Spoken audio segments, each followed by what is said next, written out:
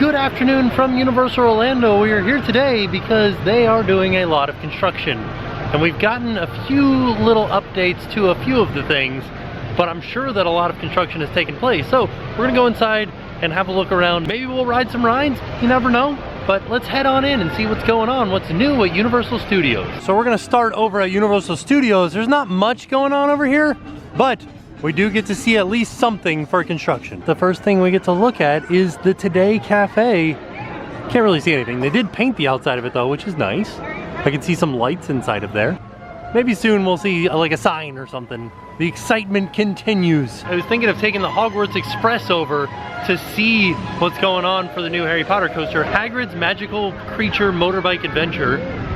But oh, time travel confirmed.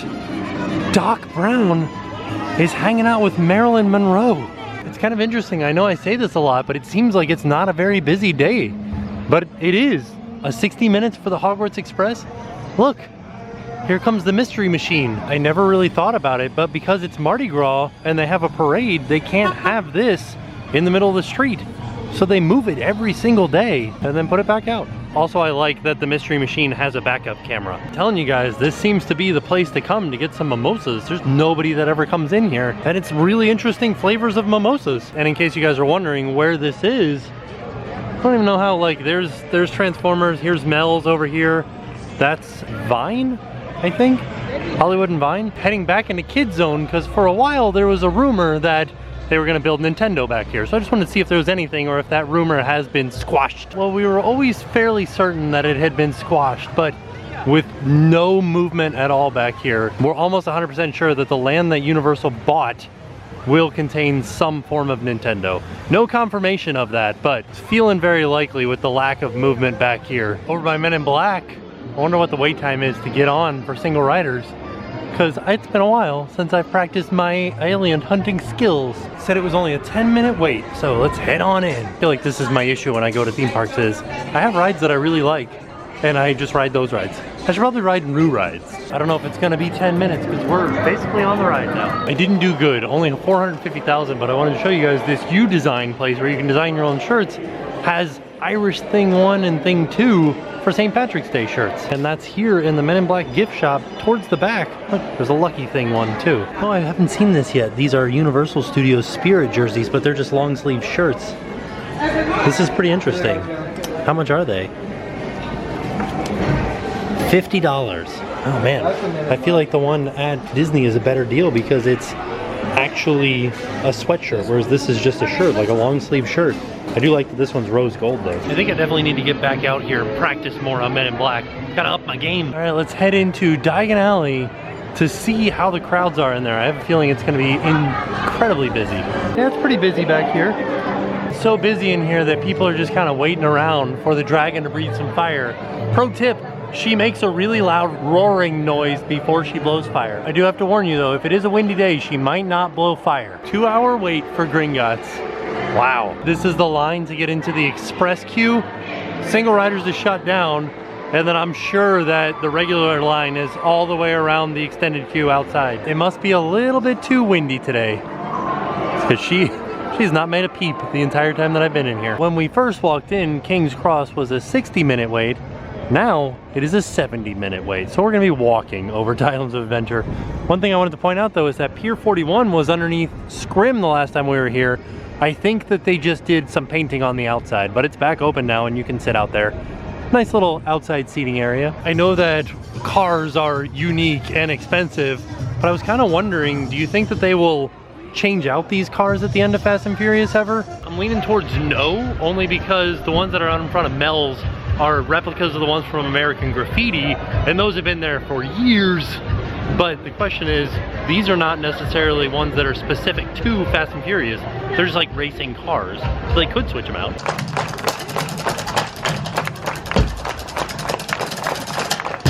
Yeah! Charlie, forgot about Charlie. Oh, the Irish import store is starting to get ready for St. Patrick's Day, March 17th.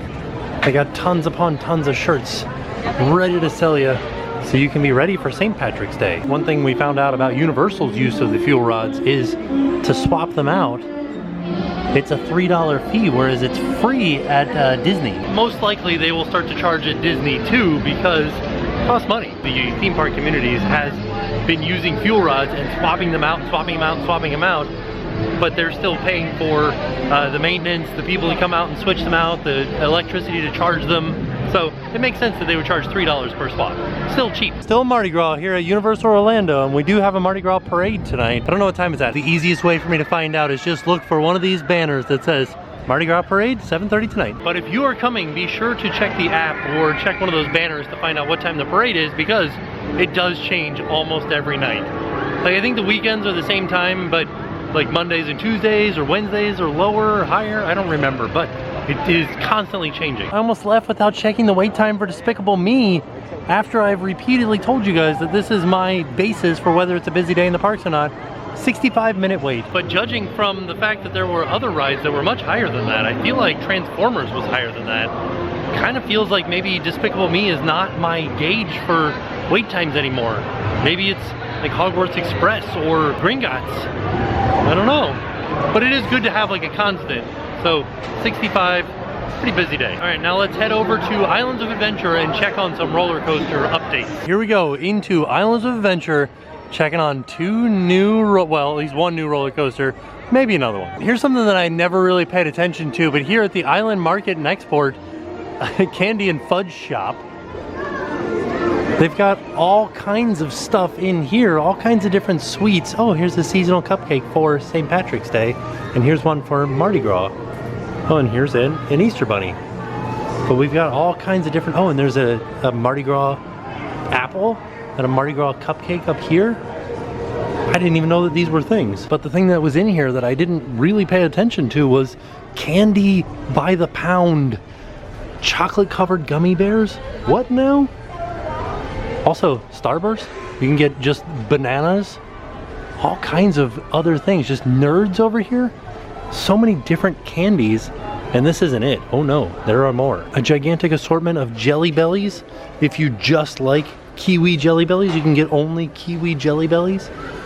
And they have all of these other ones over here too. M&Ms, mini M&Ms, peanut M&Ms, dark chocolate M&Ms. Everything. Candy rocks, Reese's Pieces, chocolate covered sunflower seeds. That sounds delicious. So many different things.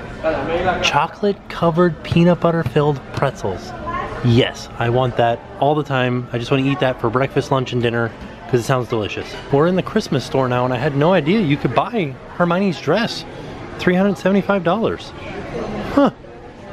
I did not know that. It really is kind of interesting that the way that theme parks work is people come here on vacation and just buy every piece of junk food imaginable. It's fantastic. It makes it hard on me, but delicious for everybody here on vacation. Sorry, I didn't really explain that. It makes it hard on me because I'm tempted to try all these different candies, but I can't.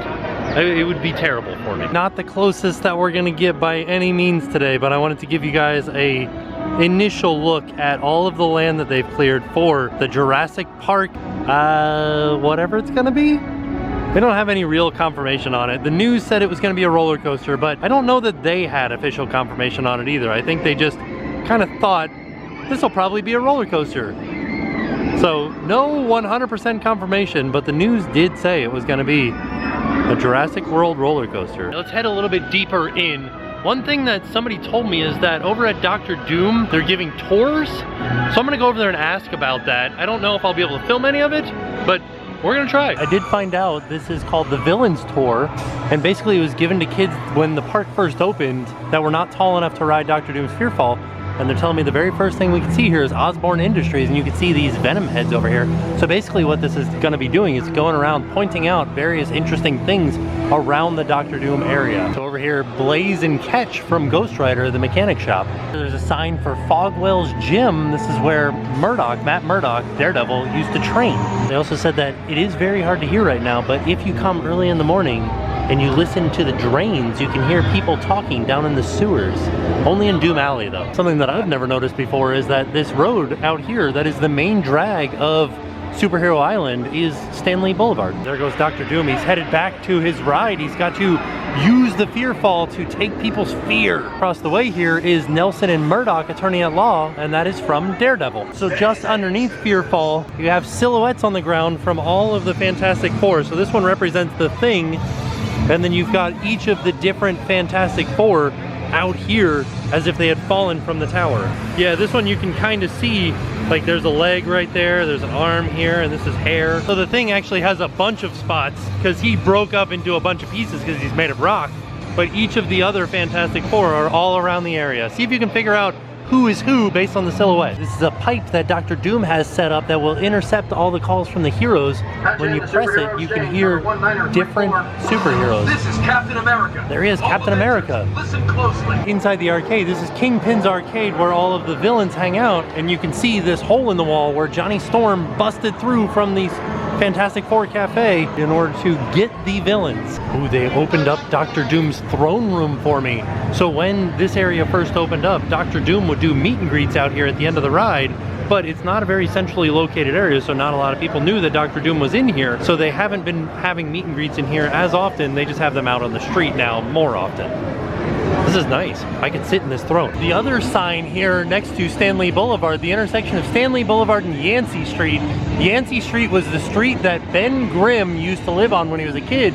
Ben Grimm later became the Thing. We're heading over towards Captain America Cafe, and if you look up here in the glass, you can see Thor's hammer is busting through the glass right there. Heading inside the diner now to get a better view of it from the inside. Here it is on the inside, busting through the glass.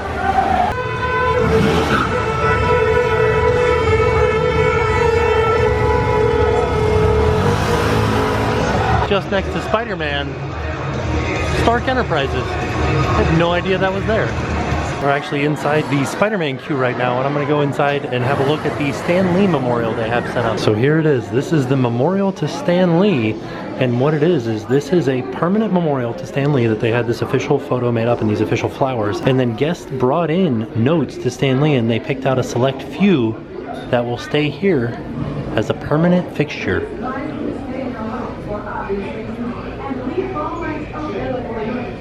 One thing that they told me is that on opening day of Islands of Adventure, there was a exclusive comic book that you could only buy here on that day, and it told the story of all of the different rides in this area. That's pretty neat. I think you can get them on eBay now, but can't buy them anywhere else. Head over here to Storm Force Axelatron, which is basically like a really fast version of the teacups. And we're gonna go into the extended queue. These little comic panels here actually tell the story of this ride. Basically, Professor Xavier has built this ride here in order to try to harness the power of Storm in order to defeat Magneto. And there's 4 panels, so these are the first 2. It ends up over here with these last 2, and there it is. We will observe the power of the Axelatron. That was a pretty neat tour. It was not like a very behind the scenes type tour. It was more of like an Easter egg tour, and I showed you everything that was on the tour. So if you want to, come and ask to do it. They'll show you around, do these things. They said they don't do it very often because not very many people ask for it. But like I said, basically just having a look around at all the different Easter eggs close to Dr. Doom. There are a lot more Easter eggs all around Superhero Island, but that one is focused on the stuff around Doom. So here's the issue that I'm facing today. I think that we will not be able to get over here back by Popeyes because Popeyes is closed right now for refurbishment and completely drained. We're gonna try to get back there, but I don't think that it's open, which is funny because that was the best spot to be able to see this construction around Jurassic Park. We'll have to get it over there by Mythos. Interesting fact about that Stan Lee memorial. Originally it was only around for 2 weeks after Stan Lee's passing, and they took it down. There was so much feedback from the guests that they liked it so much that they made a permanent one in the Spider-Man queue. So that one in there is permanent. Those tours are something that I really like about Universal Studios. There are kind of a few of them around the park. There's one at Mummy, there's one at Jimmy Fallon, there might be one at Hulk. Apparently when it first opened there was one, but it's very busy at Hulk all the time now, so I don't think that they're doing that anymore.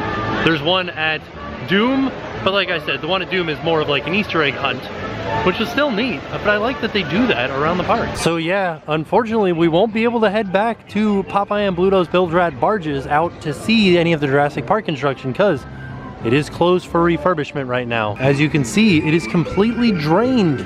Wonder what they're doing to it. Probably repainting some of this stuff, changing out some of those boards.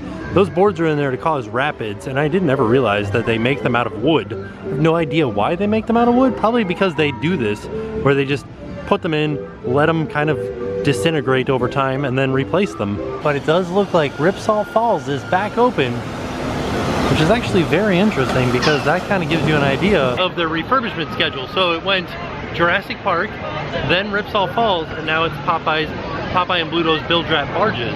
So they started sort of back in Jurassic Park and worked their way forward so that by, I don't know, spring break or some point, all three of them will be open. Definitely by summer. Heading a little bit deeper into the Jurassic Park area, and you can see we saw this already before with all of the different Jurassic World signage and colors over here on the construction walls. I think that this little stanchion area here is just to notate stroller parking. Look at that giant T-Rex though. So as we're getting closer to the Discovery Center and you can hear the raptor encounter going on to my right, there's a stanchioned off area here. Kind of looks like they did some concrete cutting. Wonder why. Definitely did some concrete cutting. I wonder what they're doing over here. They probably need to run something from here over to there. Some sort of electric or water or something that will have to do with the new attraction that's going in back there. All right, let's head into the Discovery Center, see if we can see anything out the back windows. Oh, judging from the look of it, looks like they have obscured the back windows. Yep, there's definitely no way to see out the back now because they put up these stickers on the window to make it look like a forest out here. Can't see anything anymore. All right, it seems like Mythos is the only spot that we'll be able to go to see any of that construction now. Did come down kind of to the side of the Discovery Center. You guys can't see it, but just imagine the Discovery Center is right there. Looking at the front of the park, you can see the lighthouse right there, but look at how much space has been cleared. You can see this used to all be trees back here and now is wide open. So yeah, it's gonna be a lot of land. It's gonna be a big attraction, that is for sure. There's a brand new walkway over there. I don't know what for. I'm assuming that is a side exit for the Discovery Center. Well, before we head into Hogsmeade, there is one more view of the Jurassic Park construction that we can see. There used to be a bridge here that connected the two areas, Jurassic Park and Lost Continent. They have taken out that bridge. And you can see they've also cleared some land over there on the other side of the water, close to Mythos, and then there's more land clearing going on over here. Oh, it's windy today. So here we are in Hogsmeade, looking over at Hagrid's Magical Creatures Motorbike Adventure, and we did get a few interesting facts about this. They planted over 1,000 real trees to turn it into an actual forest. We're gonna meet creatures on this ride, such as a centaur, Cornish pixies, Fluffy the three-headed dog, and even a magical creature that has yet to be seen in the films. But judging from the concept art, we think it's gonna be a unicorn, because there is a unicorn in the concept art and in the commercial, at the very end of the commercial. So we can almost guarantee that this is Hagrid's hut, right? Because this is Hagrid's coaster. All right, let's hop in line and see if we can get a better view from the queue. But of course, I am coming later in the day, so the sunshine is going to be an issue for us. Yeah, the sunshine's really doing a number on me. But there it is. I really can't wait. They were doing testing earlier this week. I don't think they're doing testing right now. So the train is on the track and they are running the trains every once in a while, but we haven't seen it yet. So now we're just waiting for June 13th. A lot of people ask me, Tim, when is there gonna be soft openings? I have no idea. Usually just hope for them around the time that it's gonna open, like around June 13th, but there is no guarantee that they will happen. But just the fact that they are doing testing is good news. That means that they are moving along. I couldn't get a good shot of it, but there is still a section where they have scaffolding up and they're still doing a lot of work to the outside of the scenic sections of the ride. We still got a while until it opens, so I think that there's still a little bit that they have to do, and there is a specific number of hours of testing that they have to do before they can put actual people on it. Maybe it'll open early though, you never know. But I think that just because it is a Potter attraction, it's less likely to open early because they have to get it approved by Warner Brothers, JK has to come and see it, and then all of the Universal people have to approve it too. So there's a lot of process that has to happen before we can get on it. All right, we've made it over to Mythos and we've got one more stop, and that's back behind Mythos out on the waterfront. Hopefully we'll be able to get a little bit closer view of the construction that's going on near the Jurassic Park area. Here we are looking at the backside of the Discovery Center, and I kind of have to keep talking because there's a lot of loud music out here that I'm sure is very copywritten. I just wanted to point out how much land is being cleared for this Jurassic Park attraction, and we're assuming it's going to be Jurassic Park because it's behind the Discovery Center, but like I said before, we have absolutely no confirmation that this is Jurassic Park, Jurassic World, a roller coaster, anything at all. We're just purely going off of rumor at this point. But I can't believe this. Look at it, it goes all the way back over here by Popeye and Pluto's bilge rat barges, which is over here. This is where we were looking the last time we did a video, looking into this area. I also like the fact that they did not get rid of these two pillars over here, which will probably be the entrance to the ride. I'm assuming, because why else would they just leave them there? There's a little section inside the Universal store before we leave Islands of Adventure that doesn't have any Hagrid's magical creatures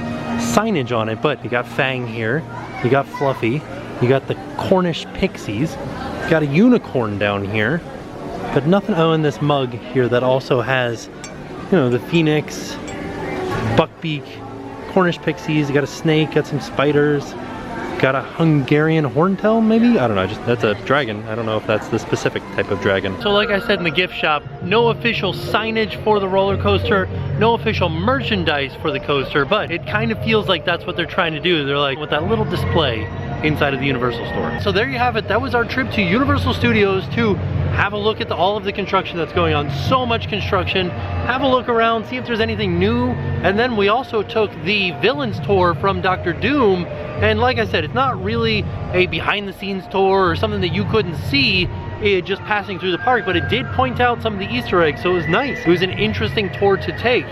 But all in all, a fantastic day. So with that being said, we are off. We'll see you guys tomorrow. Hi, I'm Angela. I'm Gibson. And now it's time to pay the price.